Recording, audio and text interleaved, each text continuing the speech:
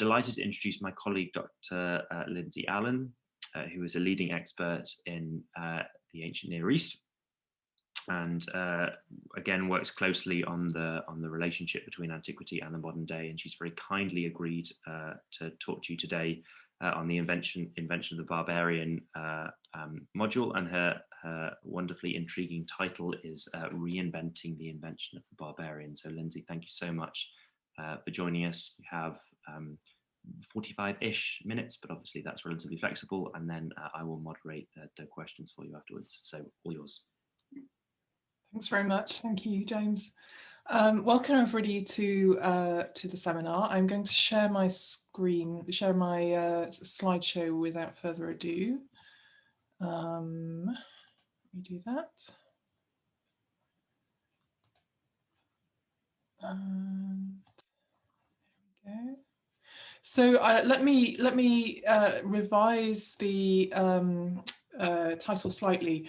I decided to retitle this "The Barbarian Invention of the Barbarian," just to scramble everybody's brain.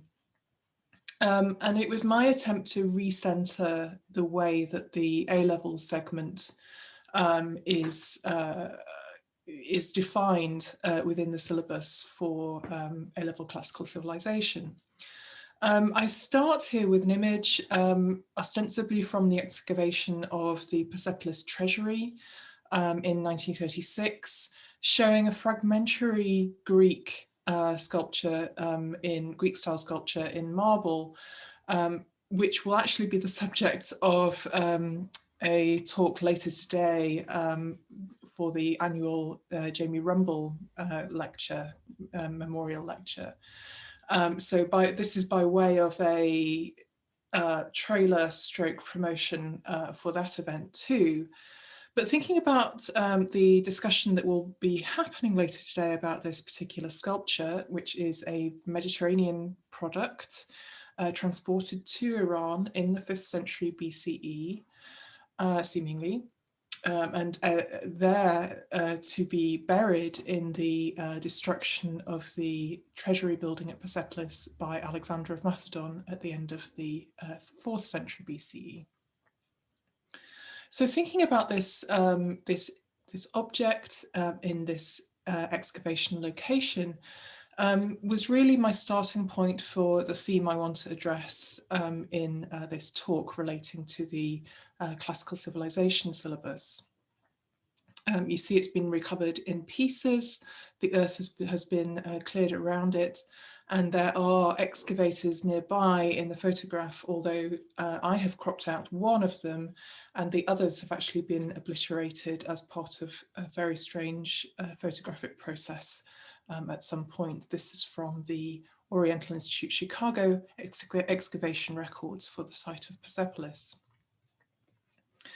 The sculpture traveled to Europe in 2015 for a special exhibition, and here it is put on display in Milan as part of a exploration of duplication, replication, the role of copies within classical sculpture. I quote here the OCR Classical Civilization syllabus, which asks students to consider the relationship between Achaemenid and Greek art and the influence of each on the other. And this is right at the end of a lot of different requirements of the syllabus, which all focus on the Greek construction of their own identity, on Greek perceptions of the Achaemenids and of barbarians, that is of others, non-Greeks more generally. And there is a slightly amorphous idea about how large and extensive this category of non-Greeks or barbarians is for this purpose. But the sort of more fixed point in the narrative of the syllabus is the Greek viewpoint. Now, I think that we've got to be slightly careful with the framing of this syllabus, because what it can do is both give a viewpoint for the dissection of Greek constructions of identity, but it can also perpetuate a sort of single viewpoint, or a sort of rather more narrow viewpoint of the diversity of the ancient world. So it has to be approached quite carefully, and this talk is by way of an attempt to address that point. I give you here just a view of the Greek statue from Persepolis. It is shown alongside later Roman copies, and this will be the subject of Salvatore Settis's talk later today. But it is being shown here to illustrate the fact that it was originally made in multiple copies in the Greek context, which means that whilst one version of this statue found its way to Persepolis, there was another, at least one other, available to form the source of later copies in the Roman world. So although this looks like quite an individual artistic product, it does in fact exist in many copies. However, the way that this object stands out in its Persepolitan context has been commented on by many archaeologists. And here a comment from the classical archaeologist Carl Nylander, whose write-up of this statue comes as part of a sort of slightly poetic essay about the site of Persepolis from 1968.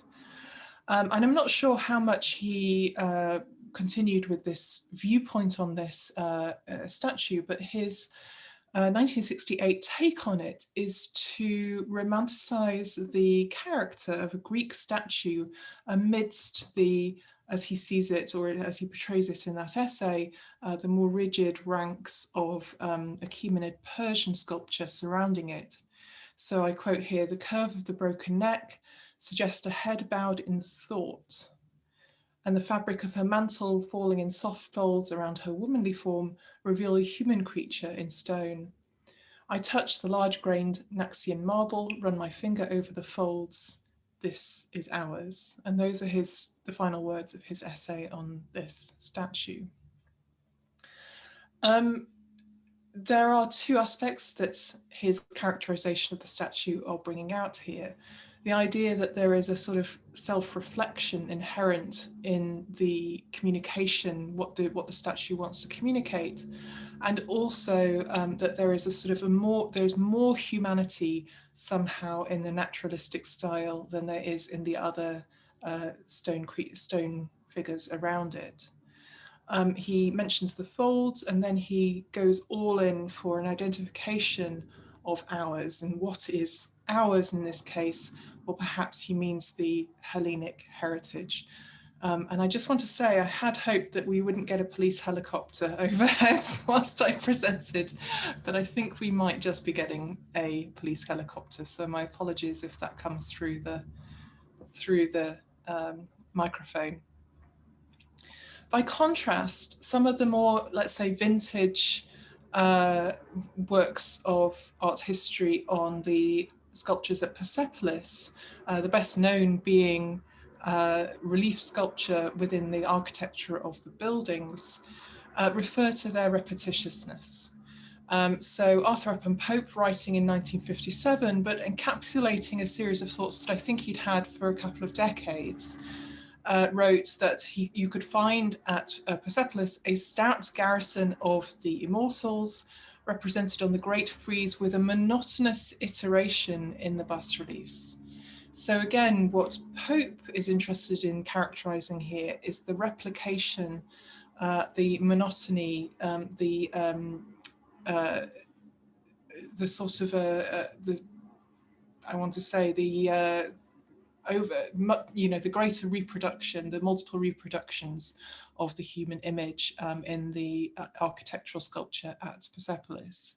And I give you here as an example of what he's, I think, in a very general way, referring to some rather small series of guards which are carved into the back sides, that is the inner sides of the parapets leading up into the Apadana, or the giant columned audience hall at Persepolis.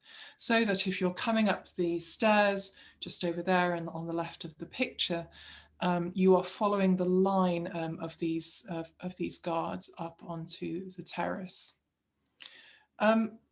as I hope these two contrasting examples make clear, that the two kinds of sculptures that we're really dealing with here are very different classes of things.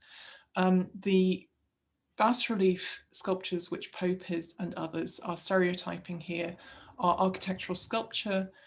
Their function, their identity, their impact is all related to the space and the architectural form that they are attached to. Whereas the statue in the round, manufactured originally in the Greek world and transported to Persepolis, is actually much more of a unique treasure transported to the Treasury building within a different section of the complex. So here I want to sort of pitch where I'll take this to kind of try to complicate this, what I think is a sort of regrettable tendency that the invention of the barbarian perspective can still perpetuate, to contrast the kind of characteristics of two types of architecture, art and architecture. And what I want to give you an outline of, or some instances of here, are the way in which this is really a united world. So one of the things, again, that the syllabus likes to emphasize for teachers and students is the idea that there is a binary application, a binary perception of the world being applied from Greek texts and Greek products on the rest of the world as a sort of mechanism of interpretation. But in fact, when we look closely at the source material, obviously, you find that you need to complicate that image and find a multi-centered world with multiple different identities in formation. And the way in which we can kind of give a united picture of the inventing the barbarian using the Persian perspective, using the Achaemenid Persian perspective, is to think about the political atmosphere, the political discourse that the Achaemenid Persians, as rulers attempting to unify, to communicate between a vast new political entity of the empire, the kind of political messages that are being circulated in support of that. And then also to think of the responses to those messages, and those responses being, in this particular case, for the question of the inventing the barbarian theme, strategies for identity formation in an imperial context. So you have a superpower, the Achaemenid Persian Empire, and you have peoples who are components of that empire, and then you have other states which might not consider themselves to be formal components of that empire that are nevertheless politically affected by its existence and by its mechanisms. And this is not completely new, obviously, to the Achaemenid Persian Empire. It is also something that has been happening earlier in the Assyrian, the Neo-Assyrian and the Neo-Babylonian empires, which preceded the Achaemenid Empire in the Near East, to the point that one can argue that the Achaemenid Persian Empire itself is a sort of a fringe impact of the development of earlier empires. It is a state whose peoples were outside the main tributary areas of, say, the Neo-Assyrian Empire, but they were significantly impacted by its expansion and its sort of exertion of its power, the wider exertion of its power. And that evolves into a sort of identity formation kind of process, which creates the seeds of this new Achaemenid empire. So we have a much broader scene, really, for thinking about the ways in which peoples define each other and think about each other. And that, I think, makes it slightly easier, in a sense, to construct the Greco-Persian relationship within that larger network. So what I'm going to concentrate on, I'm going to show you some inscriptions from and cite inscriptions at and cite as locations for both visual and textual explanations of ideology are the sites in the heartland of the Achaemenid Persian Empire. And these themselves, I'm afraid in the linear map that I'm using here, you don't quite have the full impact of the physical relief of the terrain. These are themselves scattered across a spine of the empire, the Zagros Mountains. So you have Susa in the lowland, in the Mesopotamian lowland, and then Babylon in the heart of Mesopotamia. And then you have the Zagros mountain range with an Iranian plateau on which Persepolis and Pasargadae are located, two successive 6th to 5th century capitals. And then also Ekbatana to the north in the province of Media, and Behistun on the route from Ekbatana to Babylon in the mountains, in a major pass through the mountains, through the Zagros Mountains. So you already have a different shape developing for the way in which spatially the Achaemenid Persian Empire constructs its different centers of authority compared to, say, the original heartland of Assyria up in the north of Mesopotamia there, where you see it says Assyria in capital letters, and the capitals constructed under the Neo-Assyrian kings, which included Nineveh, which is marked further up above Assyria there, but originating in the city of Ashur down below. So you have already a new kind of empire developing in the 6th century BCE, which the new kings, Cyrus, Cambyses, and Darius, all need to think of ways in which to construct their authority in a way that makes sense for this new shape of empire. I borrow a photograph here from a colleague, Wouter Henkelman, to give us our first start. This is Behistun. It is a large mountain with a cliffside and a fault in that cliffside on the mountain, overlooking a major route with a watering place and multiple waterfalls coming through the cliff, in fact, and a very storied location with multi-period sites and multi-period remains relating to it.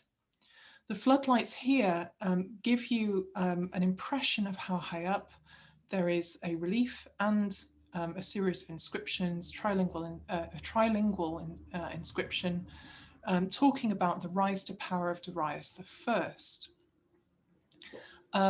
And Darius I in the late 520s BCE is somebody who is seizing the throne of this new Persian Empire and putting his own stamp on the definition of kingship as he wants to powerfully exert it, or aspires to powerfully exert it, in such a way that the family that then emerged from his rule created a sort of dynastic identity based on his prototypes. But Behistun is the first sort of longest historiographical text giving us some ideas about Achaemenid constructions of empire.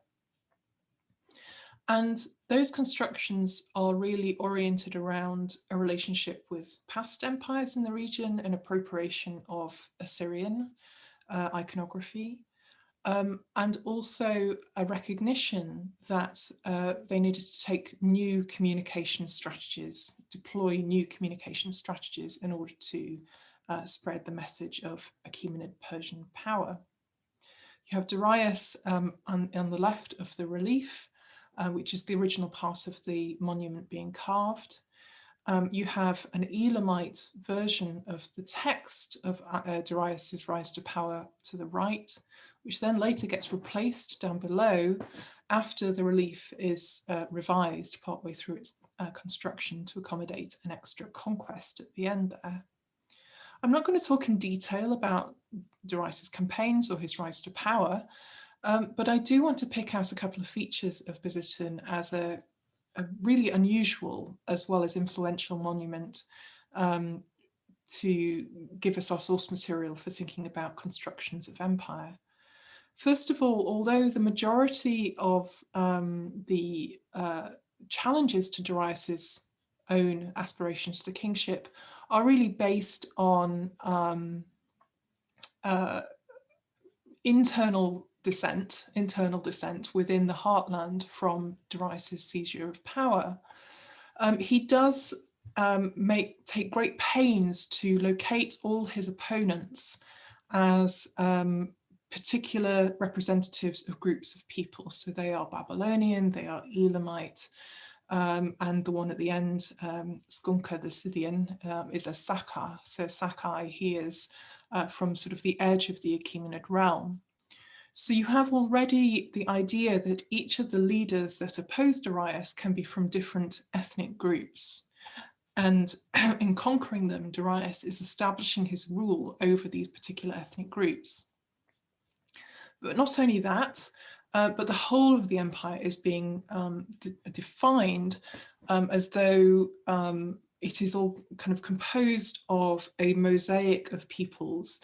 And that mosaic is defined from the top down. So these are large components. These are large groups of different ethnic categories, with the Yauna, the Greeks, Medes, Armenians, Cappadocians, Parthians, Strangianans, Bactrians, etc. So you have this sweep of an encompassing rule that takes Darius's power across the Eurasian continent, effectively. So you have a people-oriented, a group-oriented definition of the king's power in this new Achaemenid Persian system. I wanted to just show you a detail, and again, I owe this picture to Wouter Henkelmann, of the lineup of the defeated kings that Darius displays with his main opponent, a person that he claims to be a pretender, Gaumata, underneath his foot out of shot. I just want to mention that unlike the majority of later Achaemenid reliefs, these guys are very thoroughly annotated because the designers of this relief wanted there to be absolutely no doubt about the sort of itemization of Darius's main or most advantageous victories. But this application of labeling, which is quite an Assyrian technique in relation to narrative reliefs, is not something that really continues into other big relief designs in the Achaemenid context. And that issue is something I want to return to later. So I wanted to point that out with this view here. So just to follow on this, as it were, what I want to call place-based imperial rhetoric, or sort of geographically informed imperial rhetoric, and also sort of ethnic identity informed imperial rhetoric, I want to cite for you some excerpts from the inscription DNA, that is the inscription of Darius I from Nekhshu-Rustam from the 6th to 5th century, and inscribed behind the back of the king on the diagram that you see on the screen here. The diagram is showing the outline of Darius I in this case, because it's his tomb, standing on a pedestal in a sort of a communicative relationship with a symbol that we think of generally as representing Ahura Mazda, the patron god of his dynasty, but also supported by a series of representative subject peoples. So these are individuals representing individual subject peoples, again, following that definition, that sort of top-down definition of large groups of components of the empire. And they are all rather peaceably and equally bearing the weight of this sort of cosmic relationship above them. And in reference to this, direct reference to this image, Darius' inscription says, "If now you shall think, how many are the countries which King Darius held? Look at the sculptures of those who bear the throne, then shall you know, then shall it become known to you, the spear of a Persian man has gone forth far, then shall it become known to you, a Persian man has delivered battle far indeed from Persia." So the ethnic identity of the ruling individual in this system is something that Darius is enhancing through this inscription, through this message.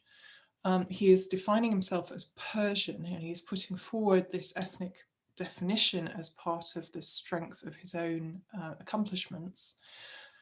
And not only that, but there is an implication of distance. There is an idea that the Persian dominance is something that is being spread far and wide. Again, this is not completely new within imperial rhetoric in the ancient Near East. It is again a kind of sentiment that we find underpinning many accounts by the Neo-Assyrian kings of their own conquests around the fringes of Mesopotamia. But it is something which is pared down to a very essential message within the Achaemenid inscription. This is much shorter.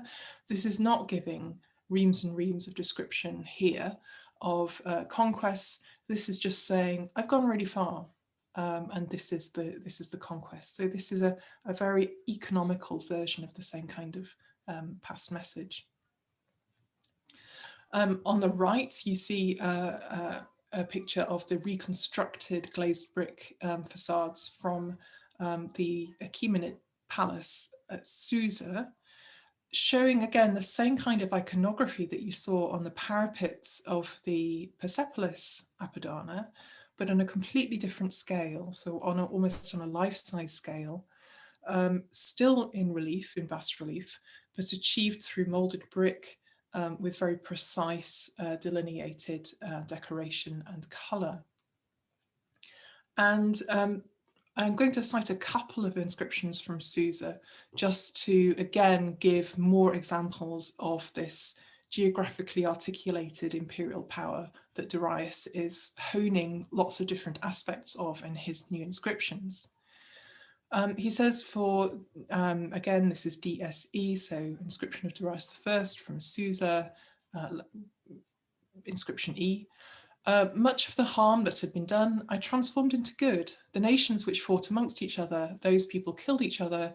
These, by the grace of Hormazda, I ensured that their people did not kill each other anymore, and I reinstalled each in their own country. Again, this is an advance on existing imperial rhetoric that we find in earlier Akkadian texts for the Neo-Assyrian Empire and also for the Neo-Babylonian monarchy, where the restoration of good government under the correct king, under a legitimate king, can lead to greater peace, greater happiness for the population, and people are restored to their lands, their customary places. There is a sort of a peacefulness and a stability granted by the restoration of the proper legitimate king. But I do want to note that this also backs up the kind of image that you're getting from the tomb relief of Darius I, which gives an impression of ordered, peaceable, stable peoples. And of course, this is again all a top-down gloss. So where Darius says, I am, bringing peace to everybody, I'm sure we can dispute the truth of that image, but the message that is being transmitted far and wide or is being communicated is of this kind of with this content. A more famous inscription that's more often cited for this kind of point is the so-called Foundation Charter of Susa. And I do want to emphasize the idea that this is a text which is found on multiple oversize tablets, and I'm going to show you one in the next slide, an example of that. So although we call it a foundation charter, it does seem to be a very public and multiply copied document. And this again makes it different from perhaps earlier foundation texts of the Babylonian and the early Persian monarchy, which at least have a sort of a foundation-y form. They are conforming to a slightly more strict and slightly more traditional material format. But this is called a foundation charter because it so concentratedly addresses the issue of how Darius transformed Susa, possibly the first sort of major project of his rule, and also perhaps arguably a mechanism of subjection of any Elamite rebels, because what Darius is doing in reshaping the city of Susa is physically transforming a historic Elamite center. So the Elamites being one of the peoples who produced rival kings challenging Darius at the beginning of his reign. So this tremendously historic center, this tremendously historic urban center, then acquires this text which illustrates the physical reshaping, its physical reshaping. And I've skipped quite a lot of it here because I wanted to get to the sort of main point that's relevant to this theme today. But I did want to include the beginning, which says, "This palace I built at Susa. From afar, its ornamentation was brought downward. The earth was dug until I reached rock." So there is this completely fresh transformation. Darius is to a certain extent denying the historicity of this location. That's a little bit odd compared to some earlier sort of, especially within the Babylonian sphere, ideas that you always pay attention to the historic environment. You follow the guidance of the gods and you follow the guidance of what you physically find. This has been left by past kings. Whereas here Darius is saying, no, I'm completely refurbishing Susa. And as part of that refurbishment, Darius gives a list of contributions to that recreation of a new imperial capital. And I don't want to read out all of it here, but you get the idea that you have a particular source for particular objects or particular types of substance. Cedar timber being brought from the mountain of Lebanon. Again, something that happens within Neo-Assyrian imperial texts. So this is again not new. But this kind of rather sparse itemization is a sort of efficient adaptation of that genre. You've got gold from Lydia, from Bactria, from two different ends of the empire. Sogdiana, Chorasmia also supply their sort of characteristic rare substances. So it's important to see this foundation charter as not necessarily an itemized list that is accurate. These substances are themselves ideologically important and ideologically resonant. And this is again a sort of top-down image of the harmonious combination of different substances in order to create this new imperial palace. Darius continues, the silver and ebony were brought from Egypt, the ornamentation with which the wall was adored from Yana that was bought, the ivory which was wrought here was brought from Kush, from India and from Arachosia. The stone columns, the kind of things that really hold things up, they're from Elam. And the stone cutters are from the west, Yana and Lydians. Again, that might not be completely true. We have all sorts of individuals involved in manufacture according to the administrative tablets recovered from Persepolis, including actually Egyptians working on stone. So again, it's important to remember that this so-called charter is not Darius's building receipts list. It is an ideological representation of his unification of these different important nations and their precious substances. So all I want to sort of just carry on from this examination of the Susa Charter is that you have an ethnic attribution of qualities. You have specialist skills being attributed to these groups. I just wanted to fly back slightly to cite a prototype for a couple of different aspects that we're seeing in all of this ideological representation. And that is a 9th century obelisk of Shalmaneser recovered in the 1840s in Nimrud. That's ancient Kalu. And what this commemorates is mainly in its extended text form, the conquests of Shalmaneser III. But the representations and the labels commemorate the bringing of particular tribute to Shalmaneser III, acknowledging his dominance.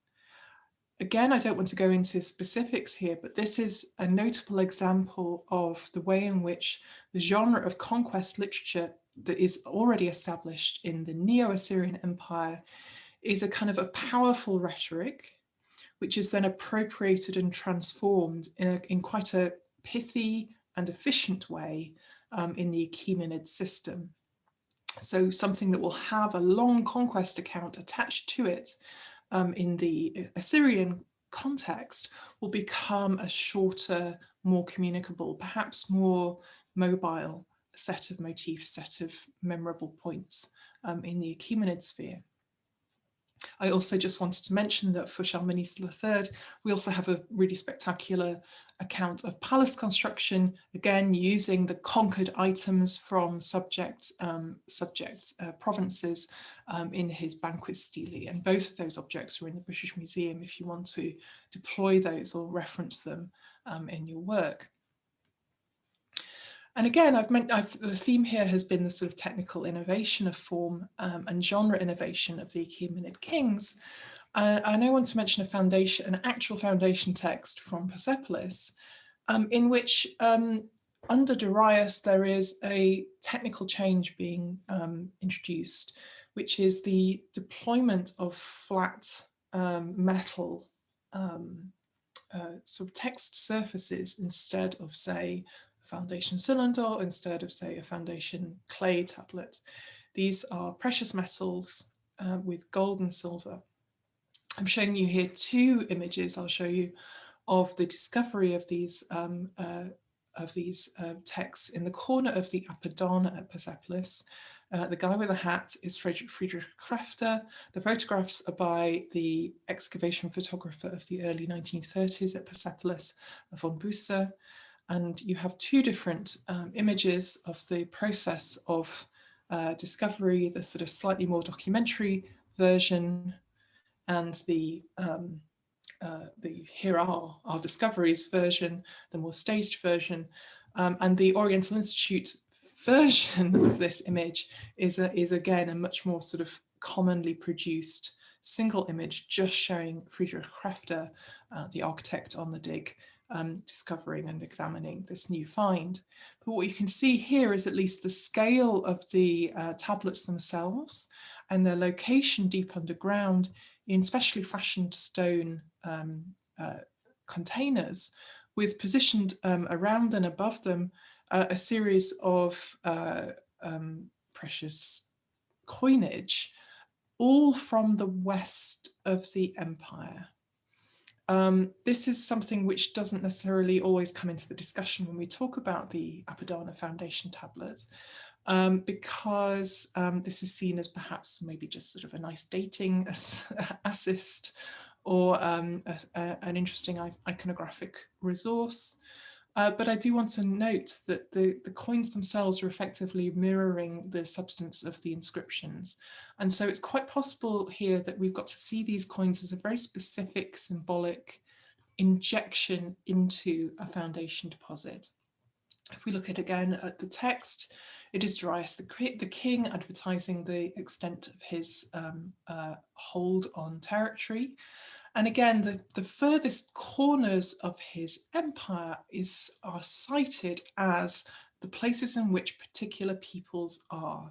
So it's the Sakai, the Sogdians, and then the Lydians and Sin. So these are the four different corners of the northwest, the southwest, the northeast, and the southeast of the empire. So he's picked a distant point as the reference point for the extent of his empire.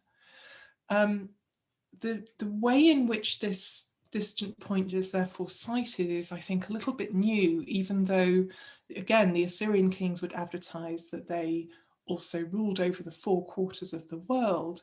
Here, this idea that there is a particular value in the distance of the frontier, and that is named in this inscription, is, I think, quite interesting in exclusion to everything else.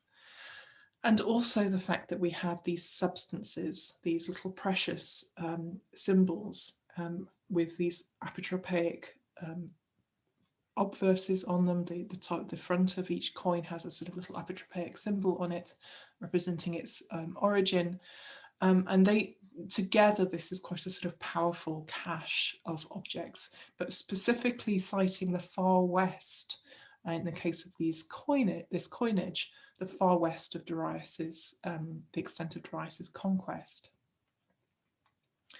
So One more thing that I want to kind of bring in from the inscriptions before we think about the kind of Greek response to this rhetoric is the wider message to those who receive his text. And if anybody wants to talk in the questions about the tension between textual copies, the textual circulation of copies, and perhaps the use of orality, or the core use of orality as the mechanism for dissemination of these ideas, feel free to do so, but I will kind of move on quickly here just to deal with the content of the inscription. We're looking here at Naxxurastam, a cliff site again, a few kilometers away from the main site of Persepolis, where the first four Achaemenid Persian kings are buried. And on the right here is the third tomb of Darius. And Darius's tomb, again, is the only one which is inscribed with the message of a great God is Ahura Mazda who created this excellent thing. So we have a sort of outline, the kind of programmatic beginning. But skipping down to the kind of further content of this inscription, we have a sort of longer message about Darius's method of rule. So in fact, he starts out sort of talking about his own qualities as a ruler. He has himself intrinsic qualities. It's not just something that has been completely bestowed by Ahura Mazda. He is sort of a king because he's good at being a king. And he is also talking about how people can be good subjects, how they can show their obligation to him in a good way. So that includes aspects of justice and aspects of protecting the weak from the strong. But it also includes an aspect of treasuring the particular skills of an individual subject. And that's what I've bolded here. What a man does or performs according to his ability, by that, the extent of that, I will become satisfied with him. And I give much to loyal men. So however, in whatever form you might demonstrate your loyalty, you will be rewarded by the Persian king, by the Achaemenid Persian king. And this will apply in the court, this will apply on campaign. The king will measure your contribution and you will benefit from that contribution. And the sort of classic, this is actually not the tomb of Darius, actually on the right here, this is another of the later tombs, but just to give you a close-up of the iconography again. The inscription of Darius finishes with a sort of exhortative paragraph. And this is again something that under Darius becomes a particular feature of Achaemenid Persian rhetoric, that there is a broadcast voice encoded in the content of the text. And again, this is an amplification of the use of inscriptions, royal inscriptions, for sort of long distance communication compared to earlier royal genres. So this is a direct address to the subject, vigorously make known of what sort I am and what sort my skills are. So communicate the king's value, as it were, around the world. Let not that seem false to you, which has been heard by your ears. Do not disobey the laws, etc., etc., etc. Just make sure that everybody knows how they should behave. Now, this is obviously an exertion of power. This is fairly self-interestedly designed to incur an understanding of the king's legitimacy and to suggest how the subjects of the Persian king should behave. But one should note that both the Behistun inscription and this tomb inscription of Darius, D and B, both end with exhortations to subjects to spread the word of the correct story of Darius's legitimacy and Darius's rise to power. And by that kind of method, they imply that they understand that subjects are not necessarily just reading or hearing this in a heartland location, but they are sent out into the world to communicate this ideal. Anybody who moves in this world is supposed to actively build on this message. And this is illustrated, I think, by the way in which in a papyrus copy of a sort of edited, combined Achaemenid inscription composite that's recovered from Elephantine and is dated to the 3rd quarter of the 5th century BCE. Most of that papyrus text is in fact a copy of the Behistun Inscription, illustrating how the Behistun Inscription retelling Darius's rise to power is copied in written form into other languages, this one in Aramaic, and sent around or actually copied in situ at distant points of the empire. But this Aramaic version of the Behistun inscription also includes a section of the Naqsh-e-Rustam sort of royal tomb inscription text as well. And the bit that includes is the exhortation, and it says, "O subject," and this is Nicholas Sims Williams of SOAS's, formerly of SOAS's inscription. "O subject, very much make known of what kind you are, of what kind your abilities, of what kind your conduct. Let not that seem best to you which is spoken in your ears, listen also to that which is spoken openly." So, you know, hear my propaganda. "O subject, let not that seem good to you which a powerful man does, what a meek man does, observe that also." There are extra lines following this that seem to address the sort of internal state, the internal happiness of the subject, but they're too fragmentary really for me to want to include and discuss here. So what we seem to have is a transformation, a transposition of part of the tomb inscription, and a transformation of it into an address to subjects. This is about the intrinsic qualities of subject peoples across the empire and about what they can contribute perhaps to the empire.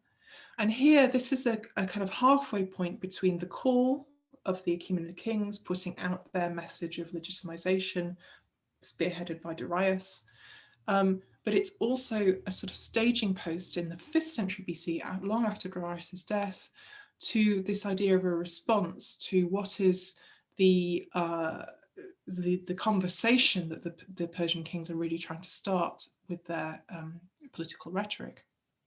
And here I just want to cite a couple. Now there's lots of these, but I do want to just cite a couple of things which I feel work with this idea as a sort of part of that conversation. What one tends to often find across actually more than one language, so also in the really fantastic funeral inscription of Oja-Haresnet, an Egyptian courtier who served multiple Persian kings, but also in multiple Greek texts, is the idea that you have individual people, individual subject representatives, individual representatives of particular peoples within the empire, who then speak for their people and interpret their people to the Persian king. So because of this huge new geographical sweep of imperial control under the Achaemenid Empire, you have an additional social mechanism which is being encouraged as a way to create a link, create a route of communication between subjects and king. And so although this is just Herodotus, Herodotus is pretty good at taking these aspects of an imperial mechanism and turning it into a slightly satirical take on that positive mechanism. Here with Cyrus is expanding in book 1 his imperial territories. He's just conquered Croesus and Lydia, and the Greeks are getting worried. In particular, the Spartans, the Lacedaemonians, are getting worried. So as Herodotus says, they sent up their most notable man, so the representative of the Spartans, Lacrynes, up to Sardis to Cyrus to declare to him the decision of the Lacedaemonians. "Do not," they said, injure any single Greek city. We, the Lacedaemonians, will not suffer to do so." As the herald made his proclamation, it is said that Cyrus asked of those present, who among those Greeks were these Lacedaemonians? How many of them are there? And how should they make such a speech as this to him? So this turns into a joke at the spot, or the Greeks' expense in Cyrus's viewpoint. He then starts to insult, well, like, you know, why should I believe any of these guys who cheat each other in their agorae, in their marketplaces? But again, that is in itself supposed to be a bit of a joke in the future against Persian kings in general, because they will, to use the technical term, get their ass kicked by a Greek army later on in the same narrative. So, so you have this incident which plays on the idea that you have a subject people representative, this individual subject people representative, who will go up to the Persian court and will speak for his people. And this repeatedly turns up. This turns up for later 4th century narratives about Themistocles, which then turn up in Plutarch's biography of Themistocles. And it also turns up throughout Herodotus as well. I want to cite a sort of slightly later example of this kind of thing that's a little bit more politically straight. So Xenophon, being an exiled Athenian, who is effectively a sort of valuable, skilled expat who wants to be hired for his military skills and his diplomatic skills, is hired by a Achaemenid Persian governor, a satrap, and a member of the royal family in Asia Minor, and that is Cyrus the Younger, the king's brother, the brother of King Artaxerxes II. This is a little bit outside the period of the sort of inventing the Barbarian syllabus, but this actually is relatively close. This is relatively close to the context for example, Herodotus's formulations of the same kind of court narratives. But what Xenophon is reproducing in his kind of praise of Cyrus, who is trying to challenge his brother for the kingship, is the idea that there are a set of behaviors that an ideal king will adhere to, and that itself is a direct appeal to all the different subject peoples around the edge of the empire. So in this short excerpt, but the rest of this is at the end of book 1 of Xenophon's Anabasis, is worth a read for the whole context. Sorry for the typo in the middle of this where I've put subalterns instead of subalterns, that's a new one. Generals and subalterns alike came to him from across the seas, not merely to make money, but because they saw that loyalty to Cyrus was more profitable investment than so many pounds a month. Let any man whatsoever render him willing service, such enthusiasm was sure to win its reward. And so Cyrus could always command the service of best assistance, it is said, whatever the work might be.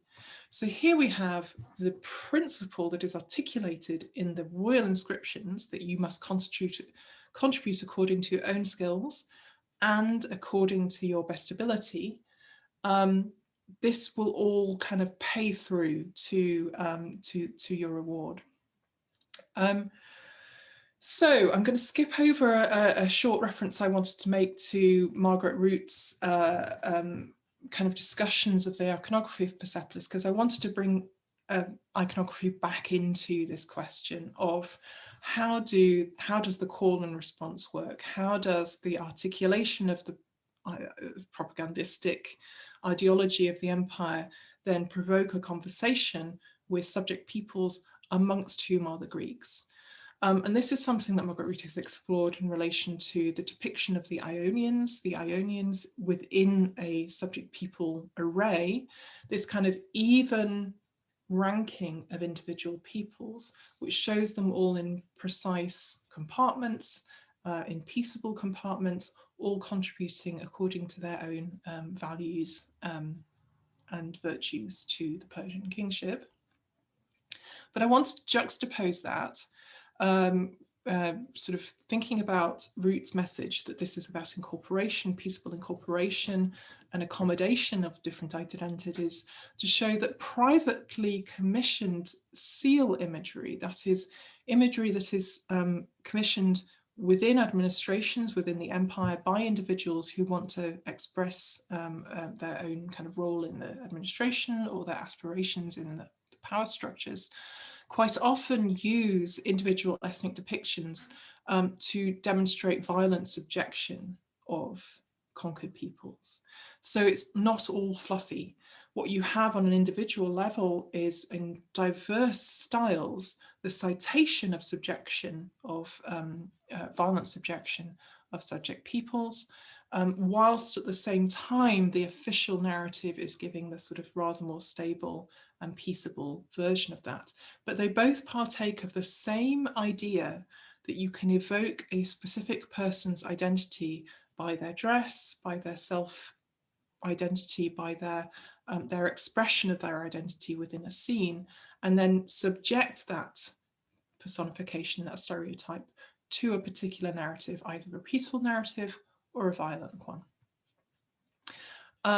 The next example I want to give you, and I don't want to go over too much because we want to give time for the Q&A, is a treasure relief. I wrote a discussion of the Achaemenid Persian audience scene itself based on Neo-Assyrian prototypes quite a long time ago now, 15 years ago now, and I just want to pick out a few examples of that to show you the appropriation of an official iconography and the inversion of appropriation of it, the satirization of it, the adoption of it, all of those different things happening in a multivocal way at the same time. So this is not about stylistic influence between cultures. This is about political messages being understood via iconography and being appropriated via iconography. These treasure reliefs depicting the Persian king once stood at the facade of the Apadan, the columned audience hall at Persepolis. But here they were removed to the treasury, the sort of more exclusive space in the 5th century BCE.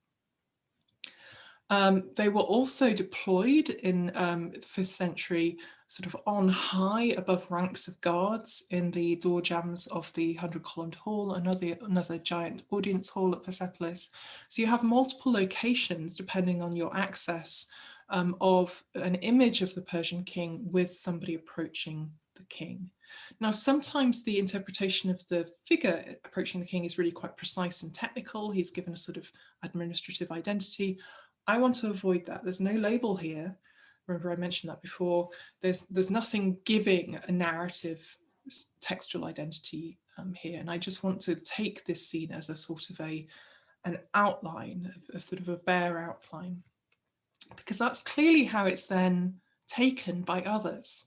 So in individually commissioned scenes by two people working within the Achaemenid Persian hierarchy, you have the adoption of a stylized version, a slightly simplified version of the Achaemenid audience scene, with a person in audience with that Achaemenid king. On the left at Persepolis in the 5th century BCE, from an administrative tablet excavated again in the treasury. So this is a brief citation on a cylinder seal, and then something used within the disbursement of pay, in this case, within the structure of the palace administration, just citing that model for a subject, perhaps a subject's relationship with the king. And on the right, from the very edge of the empire, Deskaleon in Asia Minor, you have a very close copy of an Achaemenid audience scene being deployed in middle management over in a sort of provincial location. And then you have a sort of satirical appropriation of that kind of image. And this is an example I found purely by chance in a Pindar seminar in about 2004, that this relief from a statue base, so notably it's something that is stood on, it's not being held up by other figures, it's being stood on by an Olympic hero, Polydamas. And he is a pancratiast, he's good at everything. He is a sort of powerful, hero being commemorated in the 4th century, in the middle of the 4th century, in retrospect, and at Olympia.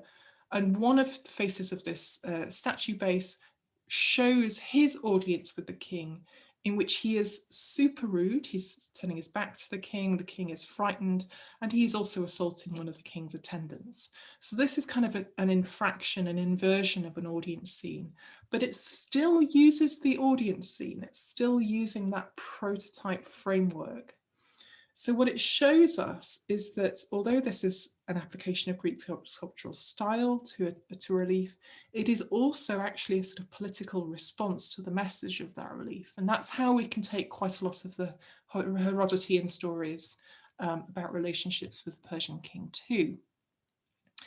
Final slide, I want to wrap up, is to note that this is a widespread motif, the idea of the Achaemenid king in audience. Like I say, it's based on earlier prototypes, so it's an image that's kind of already politically understood in some ways, but it is fully and more interestingly adopted in particular Greek venues. This is a South Italian vase by the so-called Darius painter, known as the Vase of the Persians, and this is a sort of nice drawn version of the sort of large-scale decoration, the large-scale scene. And I just wanted to note to you the idea that what you have here in the person in audience with the king is not anybody who is, you know, for want of an argument, you know, a sort of herald for the king or somebody with a specific identity. This is somebody clad in Greek garb. So this is again like that Spartan, or like, for example, again, later stories of Themistocles, somebody telling the Persian king what's what. He is standing on a pedestal, unlike the Persian king in his throne relief. Here the Greek gets to stand on the pedestal, and the pedestal is inscribed Persi. This is sometimes interpreted as representing, like, maybe this is a citation of Aeschylus. I refer back to a very old opinion of John Boardman here, which is that when something is inscribed on a thing within these contexts, in these kinds of vases, it depicts the place. So with Persi, the place that is being evoked here is in fact Parsa, which is what we know in the post-Alexander sources as Persepolis. So you have a scene at Persepolis with a Greek representing the Greeks to the Persian king, with a hierarchy of rule, the gods on the top, the subjects on the bottom, and the court in the middle. And so even in this extremely distant evocation of a set of complicated iconography, there is a play on the message of power being transmitted by the Achaemenid, you know, the Achaemenid sort of mechanism, the Achaemenid realm. And I cite at the bottom, I thought we could put a bit of Demaratus alongside this again to give you another example of, in this case, again, another Spartan saying, well, the Greeks are all pretty fierce, but actually the Spartans are the ones you've really got to worry about. So again, there's an idea of competition and virtue, and competition even in the context of opposition, in the context of the invasion of Greece by Xerxes. So I want to finish there and just finish off again with a view of the Greek statue at Persepolis. This was when it was still on site in 1937, being displayed for an official visit by the Shah to the reconstructed palace in the heart of the site. I guess I wanted to appropriate this image of a Greek sculpture in the heart of Persepolis in its reconstructed space, just as sort of instance of how we've got to think cross-culturally about Achaemenid material all the time, and about how our presumptions about what is intrinsically Greek or what is intrinsically Persian should not get in the way of understanding how there is a free-flowing conversation going on often. And as a last point, I guess, to support that, I did want to note the fact that we don't have the head of this Greek statue. We don't also have one of the hands. And so, like several of the images of the Persian king in relief at Persepolis, this might have been subject to iconoclasm on the Macedonian conquest of Persepolis, which, by the way, as a sort of throwaway comment, I should note, means that even though this is a Greek statue, it doesn't mean that it's treated necessarily with respect by a bunch of Macedonian marauders in 330, 329 BCE. And I'll finish there. Thanks for your patience.